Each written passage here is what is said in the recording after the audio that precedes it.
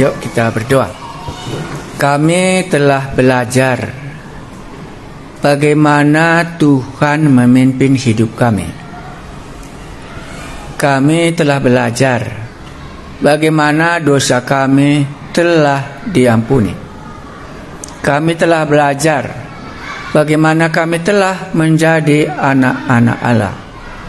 Maka Allah itulah Bapa kami yang akan memeliharakan hidup kami di bumi ini. Karena itu kami tahu Allah yang di sorga menjelma menjadi manusia itu mau memimpin anak-anaknya selama dia hidup di bumi ini. Sebagaimana Engkau telah memimpin perjalanan hidup hambamu ini sebagai anakmu, dan sekarang sudah menjadi tua. Sekarang hambamu ini berdoa supaya anak-anak kami ini yang baru mengenal Yesus, baru mengenal Allah penciptanya, baru mengenal Yesus juru selamatnya yang sudah mati untuk dosanya.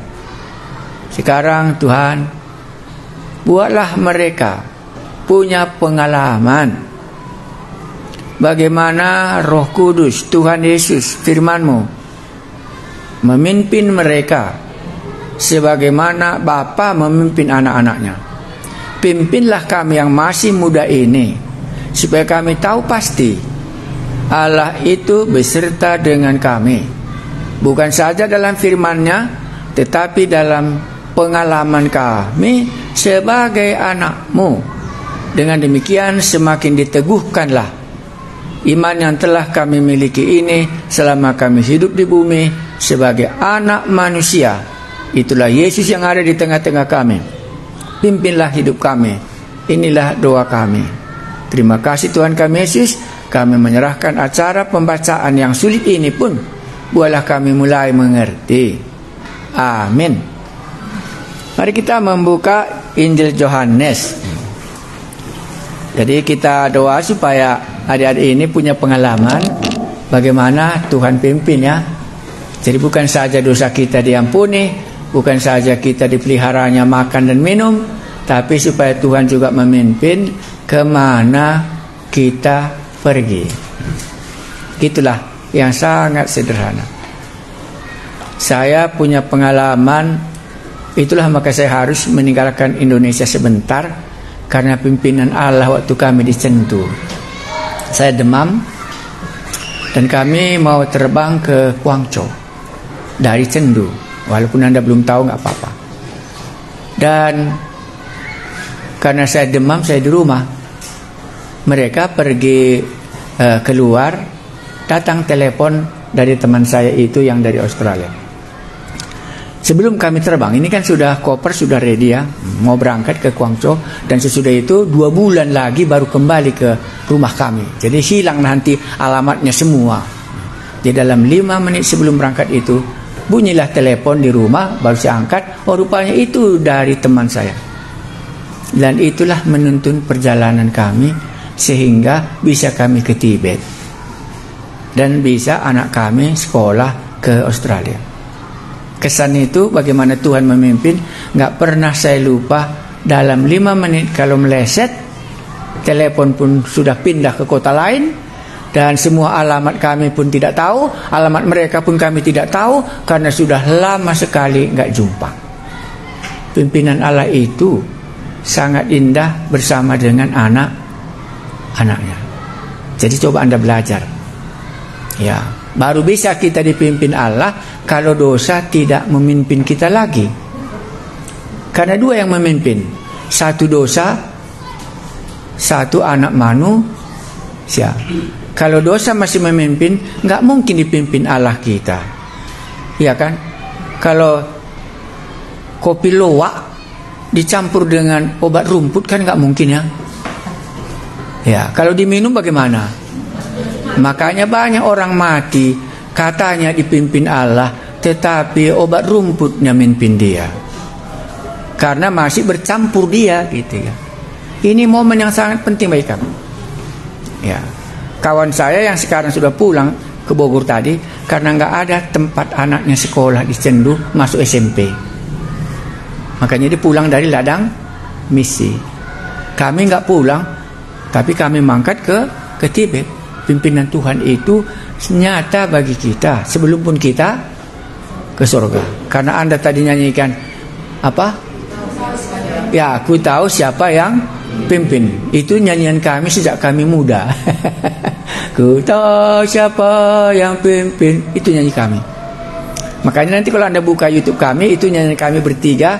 Waktu bulan-bulan sebelumnya saya pulang ke sini, supaya anakku ini tahu bagaimana Tuhan memimpin keluarga ini. Bukan saja berkat ya, tapi bagaimana Tuhan memimpinnya. Tapi ingat, tidak mungkin obat rumput gabung dengan apa? Ya, kopi luwak. Ya, kalau itu digabung bagaimana? Ya, makanya banyak orang mati katanya pimpinan Tuhan, rupanya bukan. Ya, jadi kalau gitu, kalau aku hidup dalam dosa, Pak, nggak mungkin aku dipimpin Allah. Enggak. Itu jangan silap, nggak mungkin. Ya, tapi kalau Anda sudah mulai kudus, itu juga harus Anda tahu bahwa Allah pasti memimpin hidupku. Nggak bisa nggak. Itu ada kepastian. Kalau makan kenyang, begitulah pastinya. Ya, karena anak-anaknya nggak pernah nggak dipimpin. Tapi pimpinan Tuhan itu harus nyata. Kalau nggak mau. Ya, begitulah ceritanya.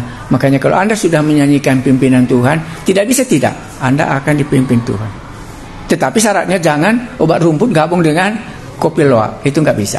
Itu nggak bisa. Jangan berharap. Itu nggak akan. Kenapa? Karena nanti kita mati kan. Ini pimpinan Tuhan atau pimpinan hati nurani kan? Tahu pimpinan hati nurani? Hah? Ya, kalau senang kita yakin-yakinkan diri gitu. Dan waktu nggak jadi, ya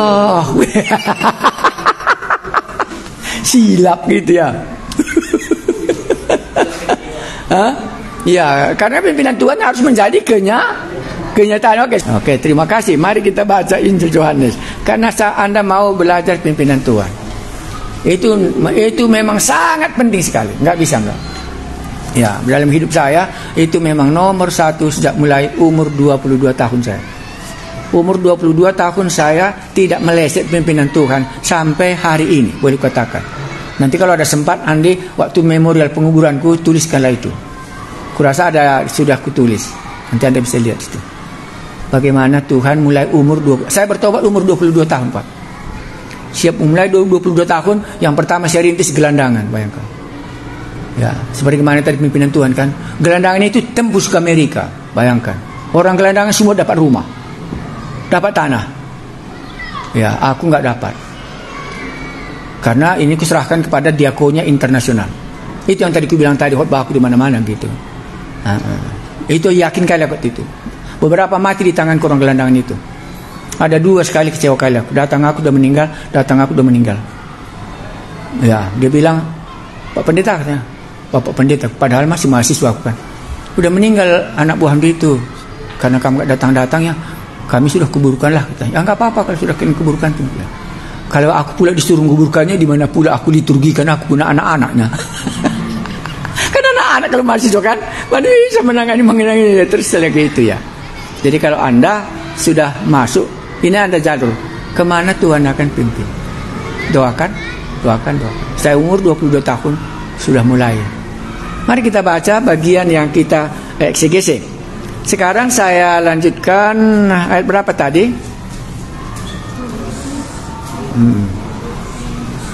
Ayat 29 bisa kita baca?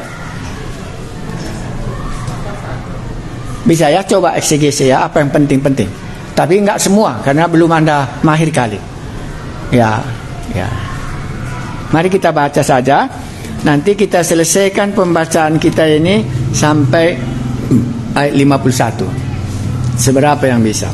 Yohanes menunjuk kepada Yesus.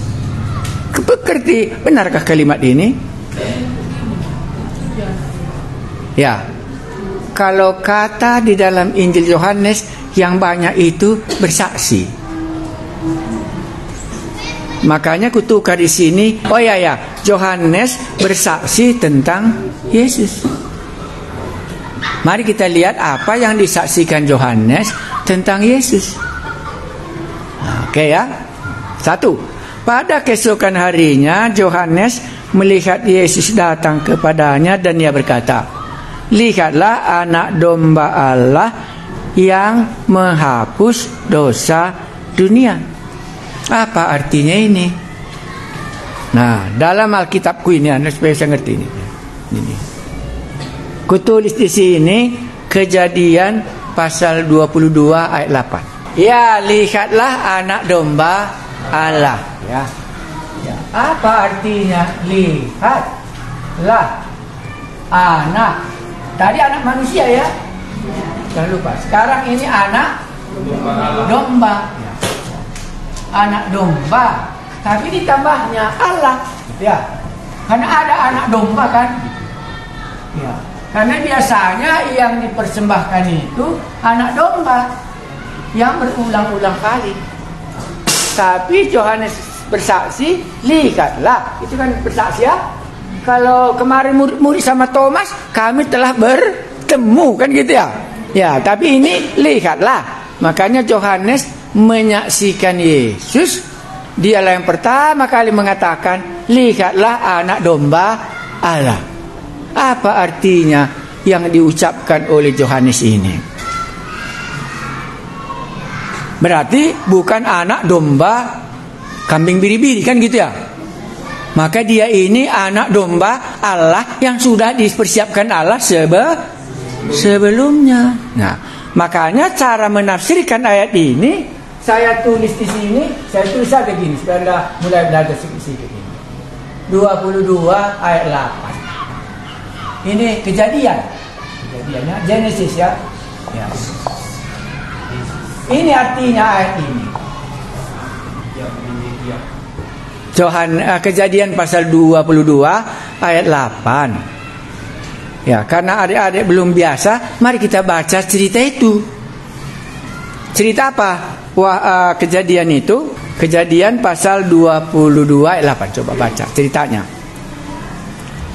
Kejadian 22 ayat 8. Ya. Saud Abraham, Allah yang akan menyediakan anak domba untuk korban bakaran baginya, anakku. Demikianlah keduanya berjalan bersama-sama. Ya, apa kata Abraham kepada anaknya Ishak? Iya, Allah. Ya. Iya ini Allah yang apa katanya? Iya, Allah yang menyediakan. Allah yang menyediakan ya. Allah yang menyediakan untuk apa? Iya, Allah yang menyediakan anak domba untuk korban bakaran bagi. Iya, Allah yang menyediakan. Bahasa Inggrisnya itu gampang kali. God will provide katanya. Karena tadi datang dia ke Gunung Moria yang mau di mana Ishak dipersembahkan, kan nggak dibawanya korban persembahan. Biasanya anaknya ini tahu bahwa kalau Abraham mengorbankan persembahan, ya ditangkapnya lah dombanya, baru dia persembahkan. Kok sekali ini nggak ada? Makanya ditanyanya bapaknya, di mana yang kita mau persembahkan itu nanti katanya. Baru dikatakannya apa? Allah yang akan menyediakan. Jadi Allah yang menyediakan. Nah, inilah arti ayat ini. Jadi Allah yang menyediakan firman menjadi manusia. Ya, Allah akan menyediakan persembahan untuk dirinya sendiri. Nah, makanya ini bayangan waktu Abraham katakan Allah yang akan menyediakan persembahan untuk dirinya sendiri. Itu artinya inilah yang disaksikan oleh Yohanes mengenai siapa Yesus. Oke, jangan lagi lompat kali. Jadi dari zaman Abraham ini sudah ada bayangan, gitu ya. Allah akan menyediakan korban bagi dirinya sendiri. Jadi kalau Yesus datang, firman menjelma menjadi manusia. Ya, anak manusia telah turun dari sorga, kan gitu ya. Dan anak manusia harus ditinggikan. Semua itu tujuannya dalam korban penghapus dosa. Nah, jadi apa artinya? Lihatlah anak domba Allah, bukan lagi anak domba si Adam, si Abraham yang dipersembahkannya sekali ini. Allah yang menyediakannya, sangkut di rumput itu, begitu ya. Baru diambilnya, dipersembahkannya. Sekarang aslilah Bapa yang mempersiapkan persembahannya, dibawanya lah anaknya ini ke kayu salib, supaya terjadi pengampunan dosa. Iya, itu artinya, lihatlah anak domba Allah yang menghapus dosa dunia. Jadi bukan kita yang membuat caranya di mana bisa dosa kita diampuni lewat korban penghapus dosa. Itu artinya. Oke, sekarang lagi tambah. Ya, ini nanti Anda sudah langsung sama kita khutbah. Pasti Anda bisa khutbahkan nanti. Karena jelas ya. Oke, tambah lagi berikutnya. Kalau Yesaya 53, ini tambahannya. Ya. Yesaya 53. Oke, siapa yang bisa baca? Ini tadi satu ya. Ini cerita apa? Abraham ya. Begini kita buat ya. Ini zamannya Abraham, gitu ya. Ya, Allah sudah menyediakan korban persembahan diberikannya kepada Abraham menggantikan siapa? Ishak. Ya, gitu ya. Nah, sekarang dalam zamannya Nabi Yesaya. Jadi gambaran anak manusia menjelma menjadi manusia akan menjadi korban sejak mulai zaman Abraham. Ya, sekarang kitab Nabi Yesaya juga masih mengungkapkan itu. Ya. Yesaya 53. Ya, Yesaya 53 itu ayat 7 aja kebuat. Anda sudah tahu cerita Yesaya 53 ini. Nah, ini saya tulis di sini gini ya. Supaya jangan nanti aku lupa. Ya, makanya Alkitabku ini cukup bersih ini. Ya, makanya nanti aku kasih kepada Anda Thomson Bible. Anda bisa lihat nanti Thomson Bible sebentar. Itu dia mengerjakannya 40 tahun lamanya, Thomson Bible itu. Nanti Anda bisa lihat, itulah dulu mula-mula aku pakai waktu khotbah. Ya, nanti siapa yang bisa menggambarnya supaya Anda bisa lihat kristologi yang diuraikannya ya. Coba baca Yesaya 53 tadi ayat 7. Dia dianiaya, ya, tetapi dia membiarkan diri ditindas, ya, dan tidak membuka mulutnya. Ya. Seperti anak domba yang dibawa ke pembantaian, seperti induk domba yang tunduk di depan orang-orang yang menggunting bulunya, ia tidak membuka mulutnya. Ya. Anda ingat itu ya, Yesus tidak membuka mulutnya. Bingung Pilatus ya. Ya itulah ini penggerapan ini. Ya, jadi dari kitab Nabi Yesaya sudah diceritakan soal anak domba Allah yang akan datang. Jadi bagaimana nanti waktu anak domba Allah ini disalibkan? Tidak membuka mulutnya. Maka Yesus tidak membuka mulutnya. Heran kali Pilatus. Kenapa kau nggak bela dirimu? Biasanya orang akan memberikan kesempatan membela supaya lepas. Tapi dia tidak. Karena dia anak domba Allah, tahu artinya firman menjelma menjadi manusia. Inilah anak domba Allah yang sedang dipersembahkan untuk pengampunan dosa. Iya. Ya, begitulah dia. Jadi berarti Yohanes sudah menyaksikannya. Ya. Apa yang disaksikan Yohanes? Mengenai pengorbanan Yesus, kematian Yesus, mengenai Allah lah yang mempersiapkan firman menjelma menjadi manusia supaya bisa diberikan korban kepada Bapa yang di surga. Itulah arti ayatnya ke-29. Jadi kalau kita bersaksi, Anda bisa menyaksikan siapakah Yesus yang Anda kenal. Nanti kita lanjut ya ini kan ya. Makanya tema yang paling luas di dalam Injil Yohanes itu ada kata kesaksian. Oke, sekarang kalau sudah sebut satu, ini tadi sudah jelas semua. Bisa Anda khotbahkan? Ya bisa ya? Bisa. Masih terlalu singkat Pak, 5 menit aja nanti suruh lagi khotbah. Tambah lagi lah, oke. Oke, saya tambah lagi ya. Kata-kata yang penting di dalam Injil Yohanes nanti Anda bisa lihat. Satu tadi apa? Kesaksian ya. Ini kata yang penting. Yohanes sudah kesaksian. Ini kata yang penting. Kami telah berjumpa dengan dia. Hai Thomas katanya ya. kesaksian. Kata lagi yang penting apa? Di sini kutulis, nggak usah banyak kali Pak, percaya. Barang siapa yang percaya menjadi anak-anak Allah. Itu kata-kata yang penting. Jadi kalau nanti Anda belajar ya, apa arti percaya? Itu tadi caranya, lihat nanti di buku kita yang tadi ini. Apa artinya percaya di sini? Samakah seperti apa yang aku percayai? Baru lagi apa lagi? Ini kutulis lagi di Alkitabku ini. Kata percaya, hidup kekal, betulkah? Ya, hidup kekal. Itu kata yang penting. Ya, jadi kata-kata yang penting ini maunya kita mengerti artinya. Apa artinya hidup kekal? Nah, ini uji coba aja lah dulu supaya nanti. Apa artinya hidup kekal? Di ayat berapa kata hidup kekal ditemukan di dalam Injil Yohanes? Wah, terlalu payah, Mam. Ya, Yohanes 3:16. Oke. Nanti Anda bisa lihat di dalam buku ini. Kita belum sampai ke situ kali, jangan cepat-cepat kali. Ya, berarti nanti Anda jumpa di sini hidup kekal itu artinya kualitas hidupnya berbeda. Itu artinya. Jadi hidup kekal artinya menyinggung tentang kualitas. Nanti Anda lihat di tafsiran kita itu ini dibuatnya. Bukan menyangkut waktu. Hidup kekal itu bukan menyangkut waktu, tetapi menyangkut kualitas hidup. Bagaimana kualitasnya hidup Adam? Waktu mula-mula bagus. Dia kasih nama semua binatang, kuasailah ini, kuasailah ini. Sekarang dia tidak punya kualitas lagi karena dia sudah di bawah siapa?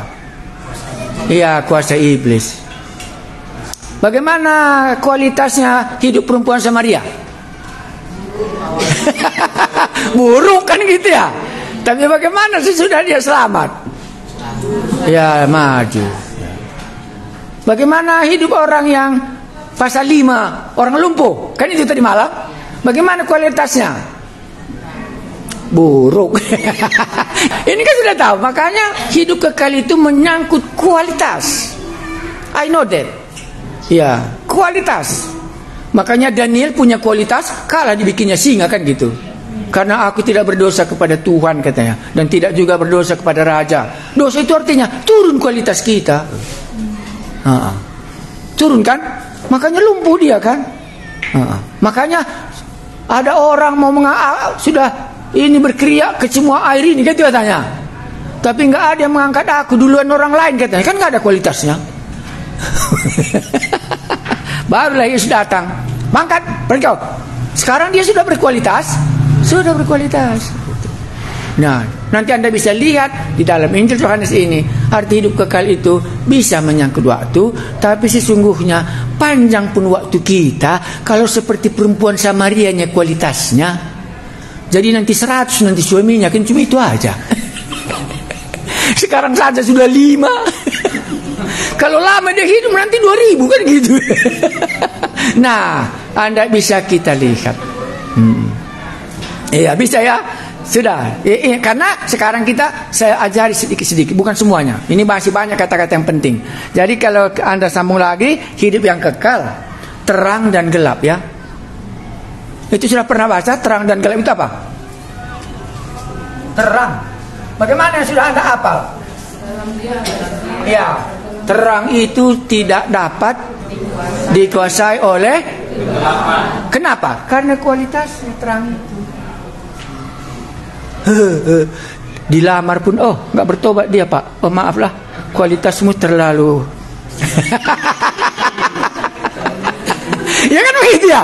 Ya kualitasnya nanti paling-paling dia ke rumah merokok, bawa tua. Kita nggak suka lagi itu. Kalau kita suka juga kan sama kualitas kita gitu.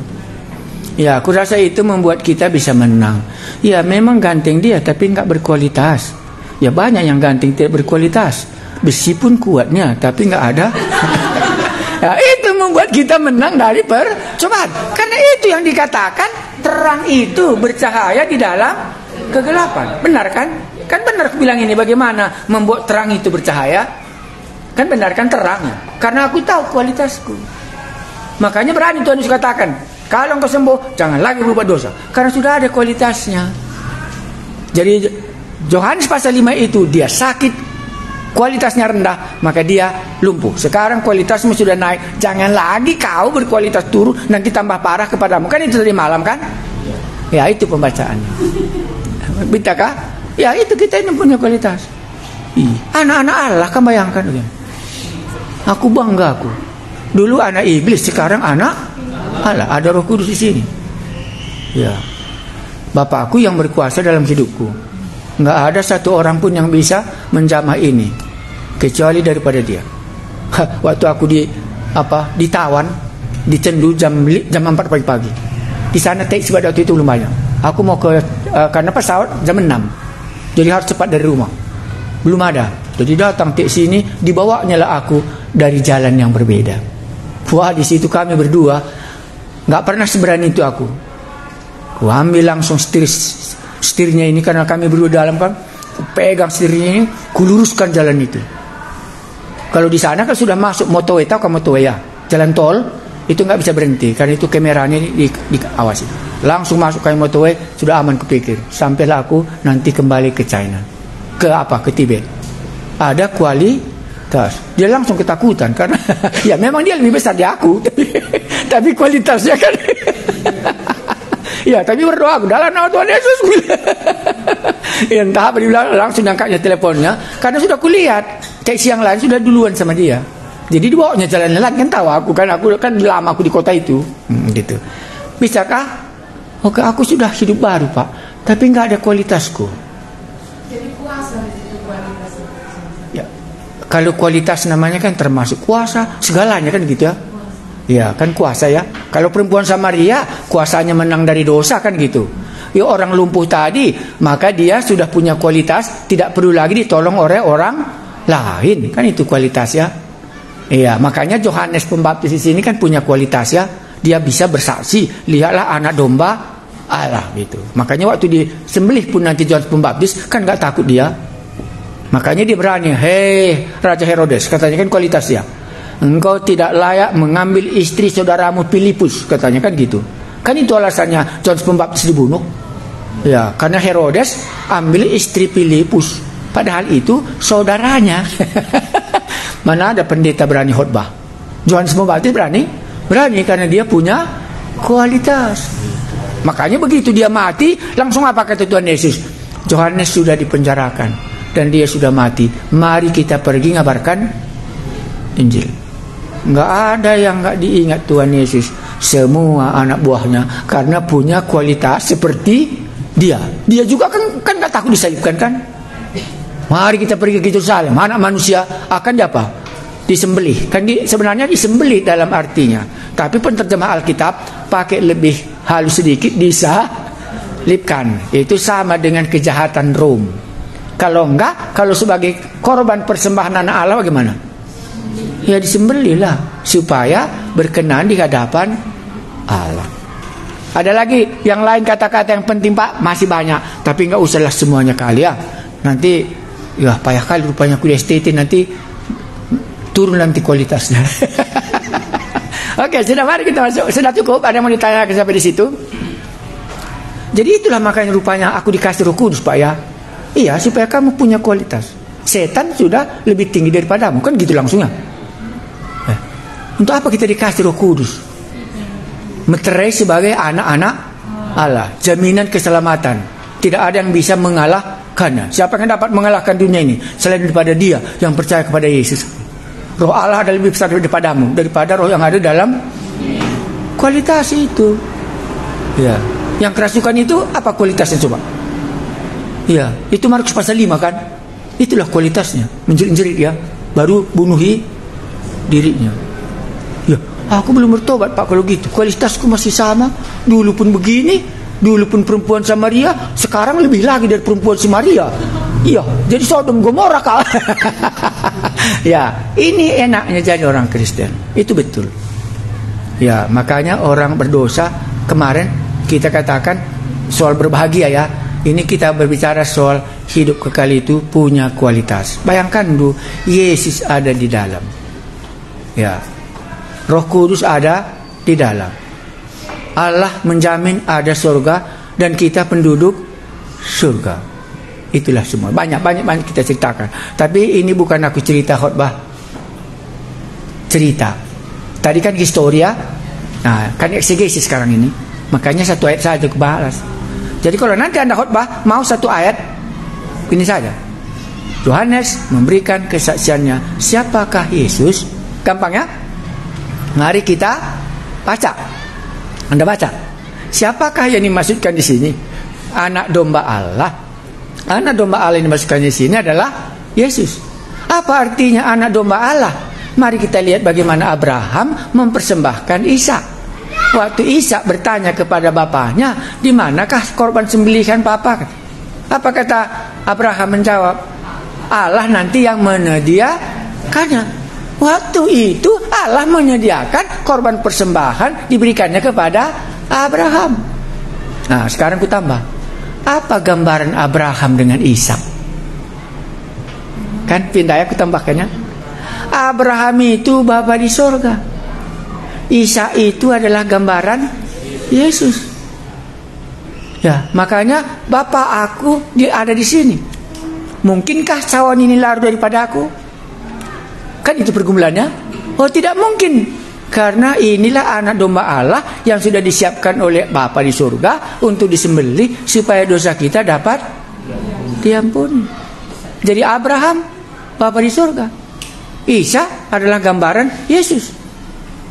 Sekarang anak domba Allah sudah disiapkannya. Makanya Yesus, marilah kita pergi ke Yerusalem, karena anak manusia harus mati seperti yang sudah dinubuatkan.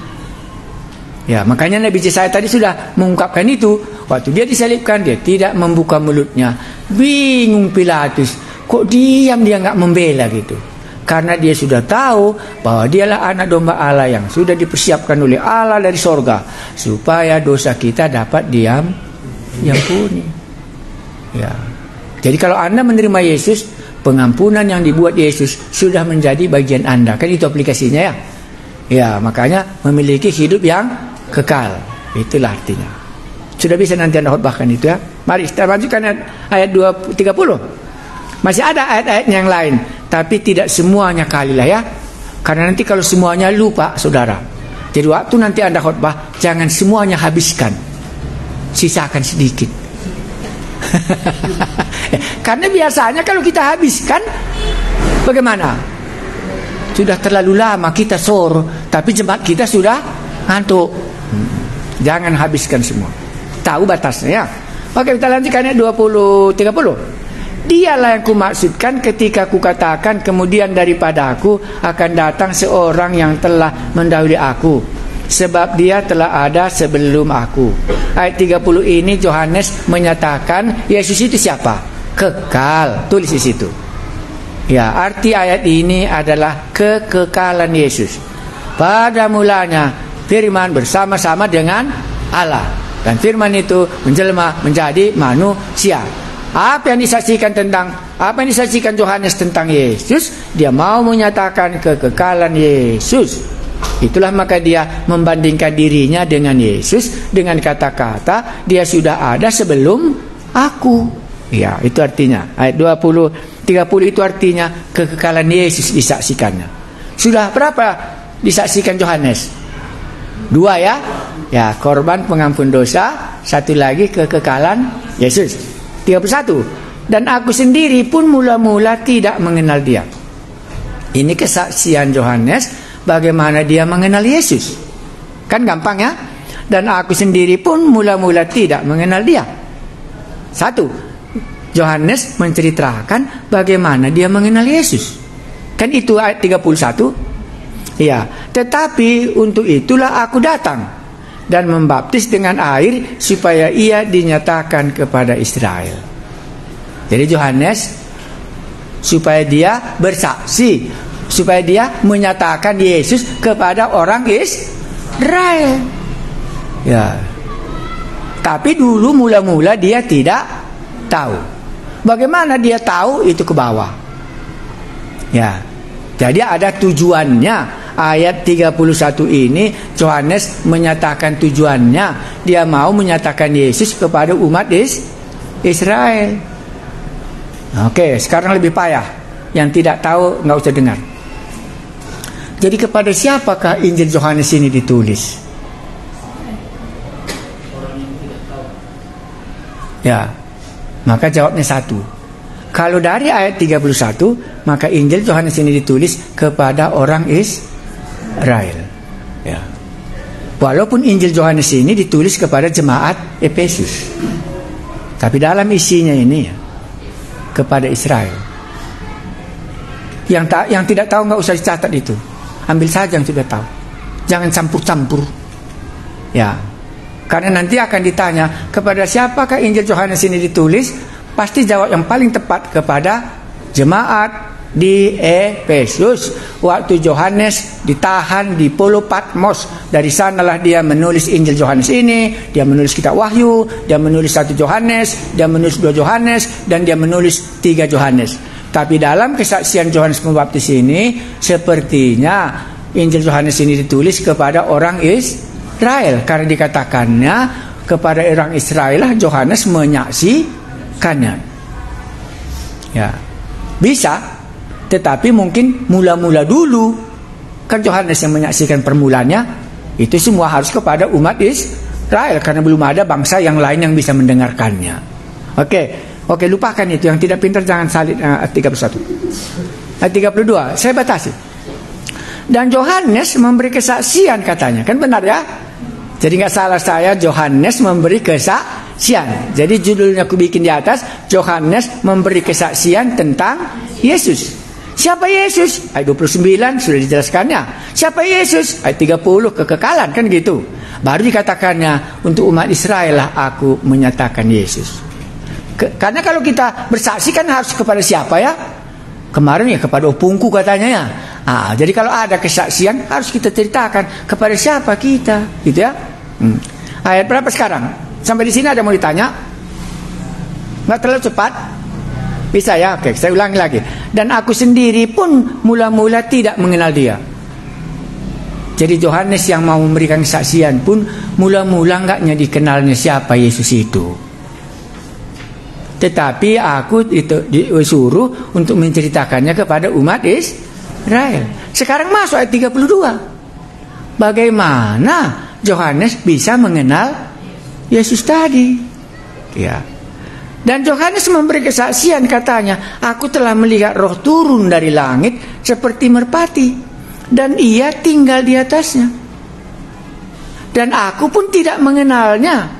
Tetapi dia yang mengutus aku untuk membaptis dengan air telah berfirman kepadaku, jikalau engkau melihat roh itu turun ke atas seseorang dan tinggal di atasnya, dialah itu yang akan membaptis dengan roh.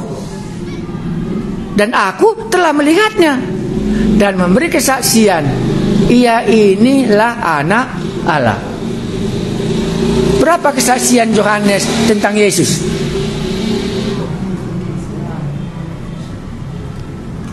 Berapa? Ada 4, ada 3. Yang gampang kali 3 ya. Ya, 1, dia adalah anak Allah. Dia kekal, ayat 20-30. Dia adalah anak domba Allah. 3 ya. 3. Kenapa 3 Pak? Kan 3 sudah sempurna. Jadi kesaksian Yohanes ini sungguh sudah sempurna kepada umat Israel. Tentang korban pengampun dosa, jelas. Pengampun dosa itu siapa? Oh, itu kekal. Jelaslah. Terakhir apa? Ini adalah anak Allah, kan jelas. Ya. 3 kesaksiannya cukup. Ya.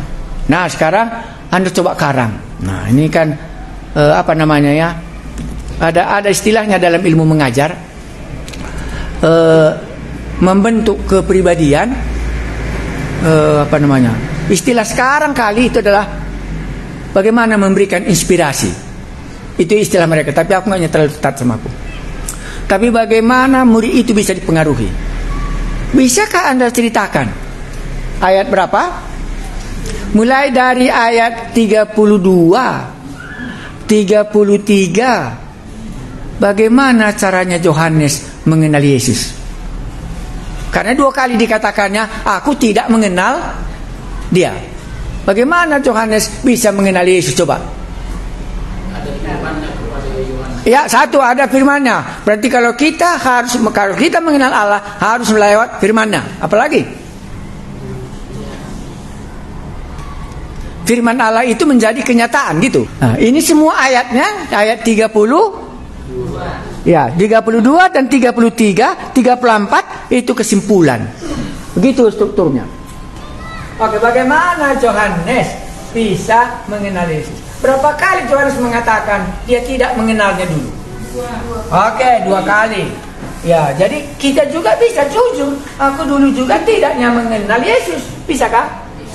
Iya, jangan kita pura-pura tahu padahal tahu. Ya, jadi harus kita jujur. Aku sebelum masuk ke STT ini nggak kenalnya aku Yesus. Ya, kan jujur dia kan. Makanya Yohanes ini orangnya jujur. Ya, makanya berkata dia terus terang. Jadi bagaimana dia bisa sudah mengenalnya gitu? Kan ini dituliskannya. 1, oke, kita belajar eksegesi. Kalau belum, saya hapus dulu. Baca-baca dulu. Langkah pertama, apa yang dikatakan Yohanes? Kalau dia katakan aku tidak mengenalnya, dari sekarang bagaimana kau mengenalnya? Kan gitu ya? Nah, bagaimana caranya dia bisa sampai mengenalnya? Oke, ayat berapa? 32. Dan Yohanes memberi kesaksian katanya, Dan Yohanes memberi kesaksian katanya, aku telah melihat roh turun dari langit seperti merpati dan ia tinggal di atasnya. Jadi dia lihat di dalam diri Yesus ada turun roh di atas. Ya, mungkin ini orang katakan waktu Yesus dibaptis ya. Tapi kalau baca nanti Anda buku ini, tidak. Ya, tapi yang mau dikatakan si penulis ini, bagaimana Yohanes membaptis bisa mengenal Yesus? Karena ada turun roh di atasnya dan diam sama dia. Itu langkah pertama. Ayat 32. Kedua, dan aku pun tidak mengenalnya, tetapi dia yang mengutus aku. Dia itu Allah ya. Ya, tetapi Allah yang mengutus aku untuk membaptis dengan air telah berfirman kepadaku. Jadi Yohanes ini menerima firman Tuhan. Apa isi firman Tuhannya? Jikalau engkau melihat roh itu turun ke atas seseorang dan tinggal di atasnya, dialah itu. Dialah itu yang firman menjelma menjadi manusia. Dialah itu yang sudah dijanjikan mulai dari Abraham.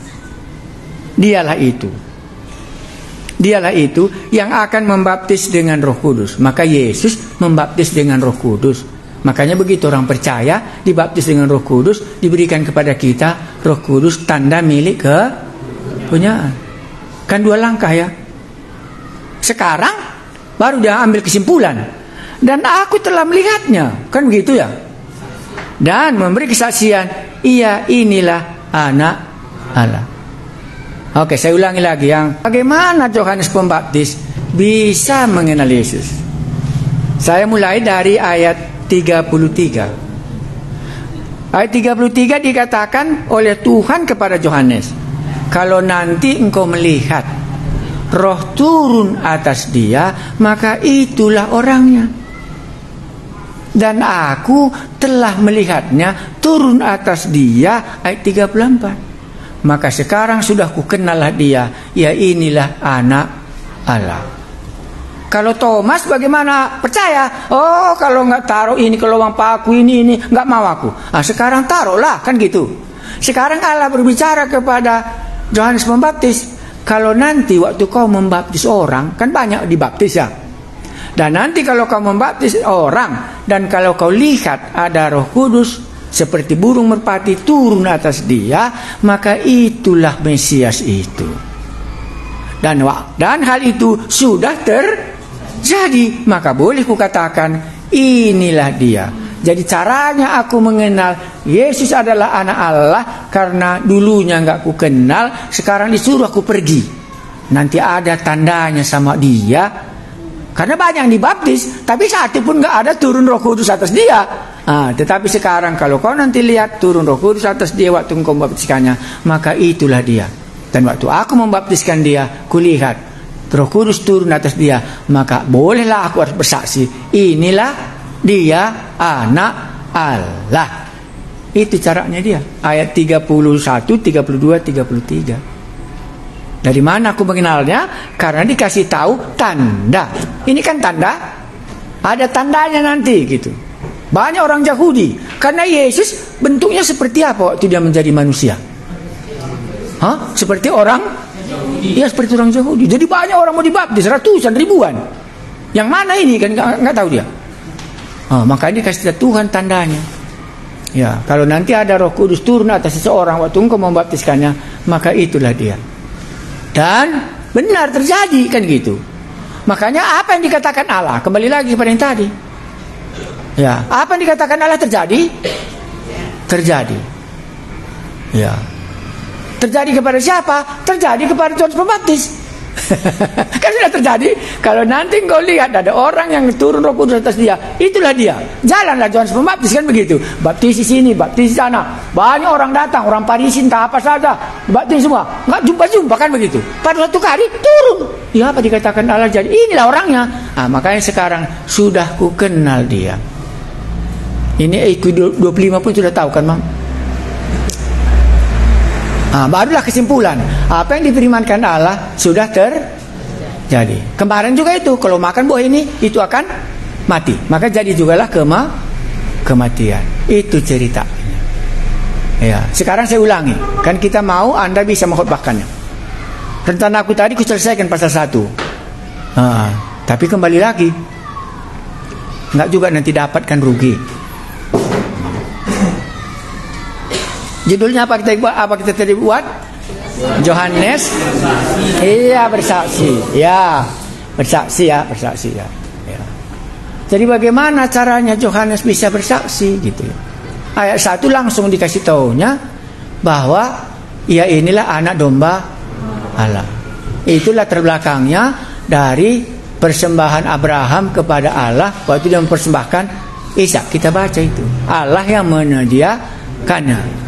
Nah, baru berikutnya dia sudah duluan daripada aku, menunjukkan bahwa Yesus itu adalah kekal.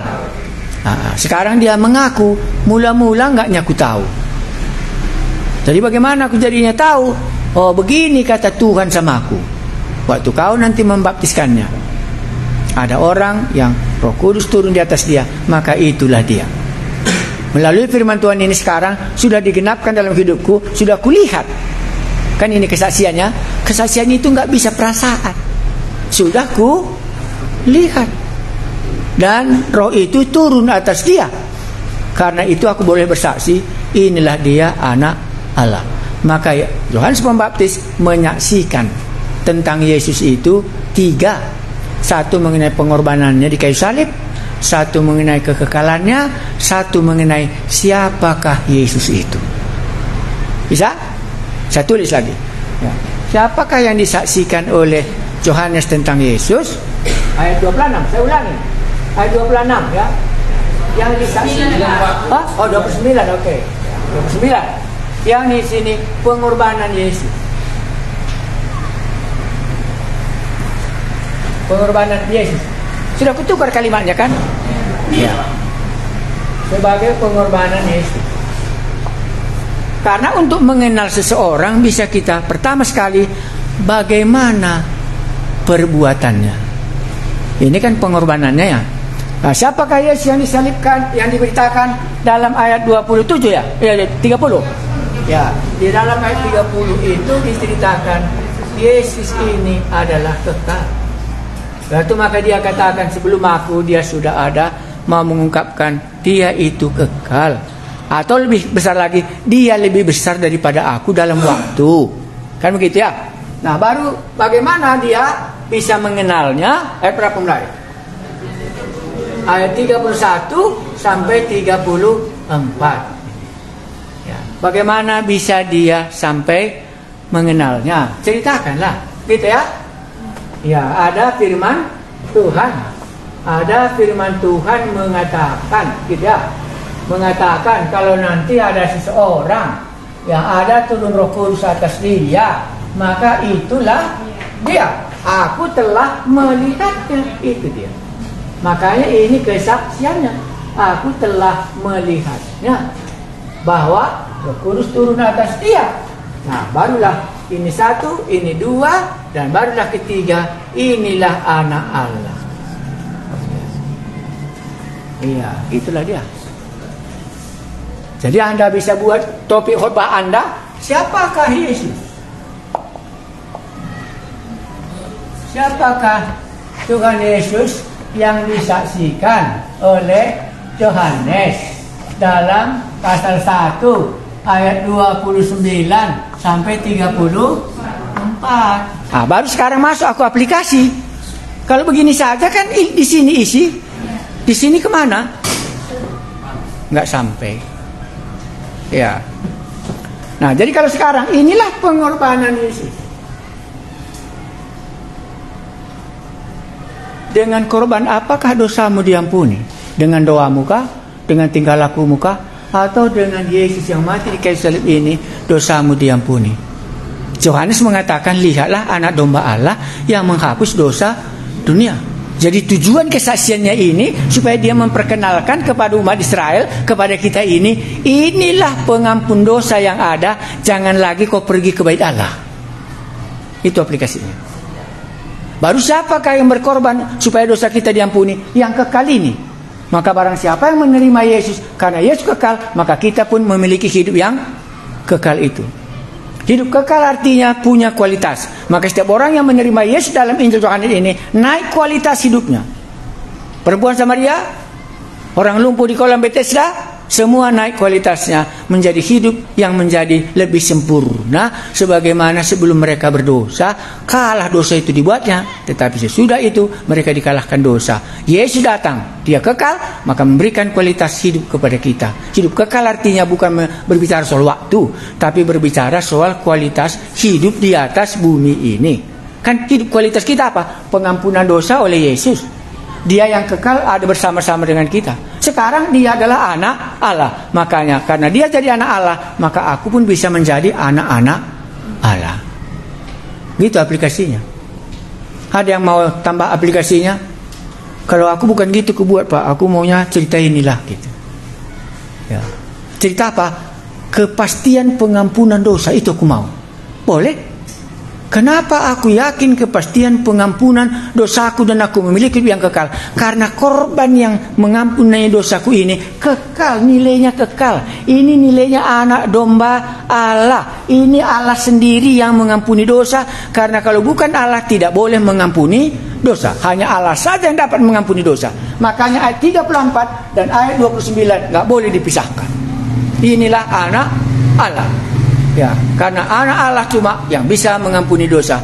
Tidak ada satu orang pun yang bisa diampuni.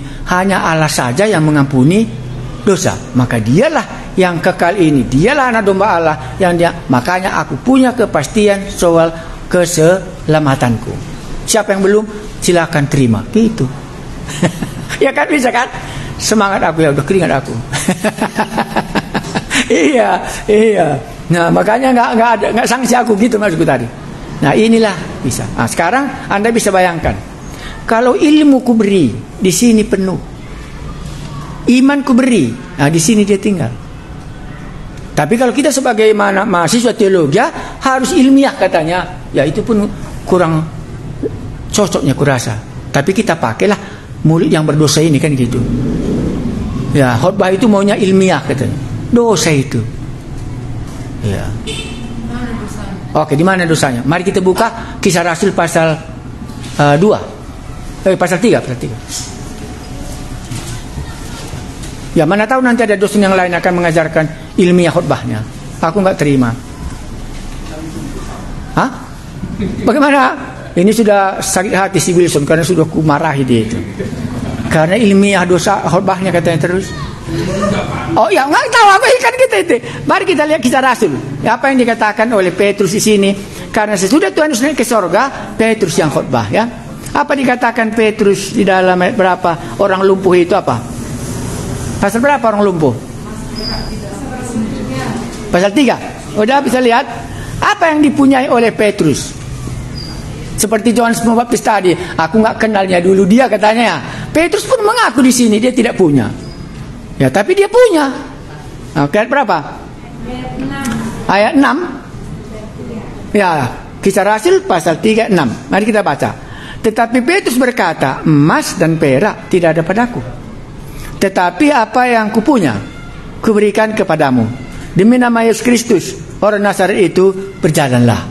Ini ilmiah atau tidak? Hah? Iya, ini enggak. Iya.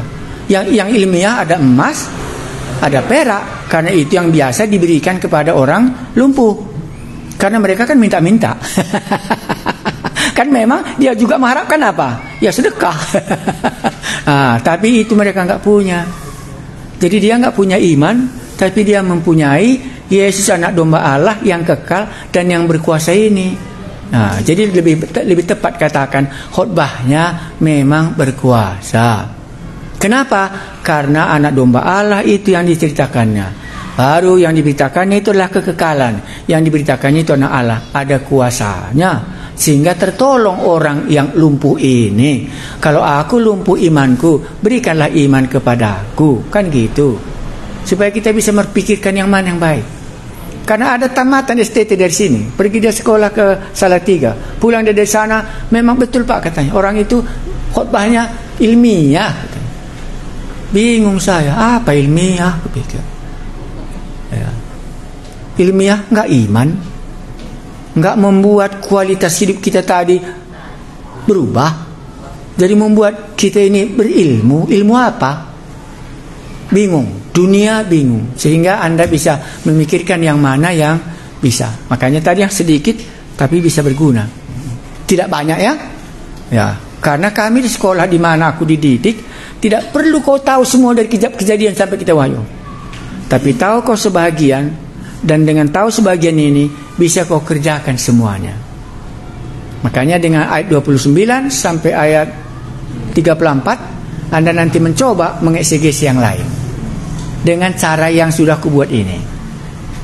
Ya, makanya aku pilih kali. Kau harap tadi bisa selesai seluruh pasal 1 ya. Tapi karena masih baru ya, karena belum, kan ini masih baru Anda kan. Ya biasanya kan cerita ya, ayat 1 artinya ini, ayat 2 artinya ya. Ini kan tidak. Ini arti ayat itu kujelaskan, dan arti kata yang di dalamnya ini yang mau diungkapkan oleh bagian buku ini nanti. Jadi kalau sakit kepala Anda nanti membacanya ini, akui saja sedikit lagi, tidak lagi, karena belum sampai kemampuanku, makanya sakit.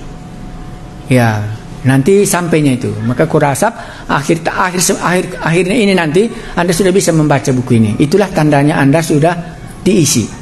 Kalau nanti Anda nggak sakit lagi bacanya buku ini, berarti Anda sudah lewat apa yang kita pelajari ini. Sudah Anda mengerti lebih luas. Tapi itulah dia. Karena ditanyakan sebelum kita pose, kita berdoa. Kami mengucap syukur kalaulah boleh masih bersama-sama membicarakan tentang Allah kami yang telah turun dari sorga ini. Tadinya bersama-sama dengan Bapa. Tadinya korban-korban persembahan di bait Allah. Sekarang anak domba Allah lah yang telah datang untuk mengampuni dosa kami. Kalau Yohanes sendiri pun sebagai nabi tidak mengenalnya, apalagi kami ini. Karena itu akhirnya dia bisa mengenal, karena Tuhan memberikan tanda, dan itu dia melihat. Karena itu dia bisa berkata, inilah anak domba Allah. Kami masing-masing boleh Tuhan, berilah kami lebih dalam mengerti Yesus juru selamat kami itu dan apa yang dikerjakannya, dan itu akan menjadi bagian milik kami. Maka hidup kami akan berkualitas, bisa mengalahkan dosa yang ada di bumi ini. Damai sejahtera-Mu yang Kau janjikan menjadi bagian kami, berilah kepada kami masing-masing. Engkaulah Yesus Allah dan juru selamat kami, yang menjadi Tuhan yang boleh memberikan hidup kekal kepada kami. Amin.